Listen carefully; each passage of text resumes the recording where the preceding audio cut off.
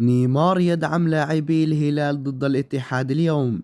تواجد البرازيلي نيمار دا سيلفا جناح نادي الهلال السعودي في أرضية ملعب محمد بن زايد من أجل دعم زملائه في الأزرق قبل مواجهة الاتحاد اليوم ضد نهائي كأس السوبر السعودي. ونشرت الجريدة الرياضية السعودية فيديو من تواجد البرازيلي نيمار دا سيلفا في أرضية ملعب محمد بن زايد من أجل دعم زملائه قبيل انطلاق مواجهة الاتحاد اليوم.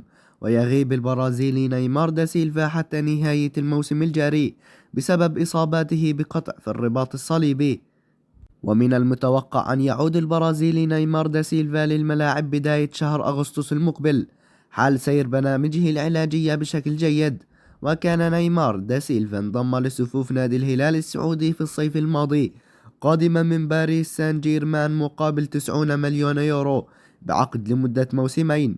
يذكر أن نادي الهلال تفوق على النصر بهدفين لهدف وبنفس النتيجة تغلب الاتحاد على الوحدة في نصف نهائي كأس السوبر السعودي الاثنين الماضي.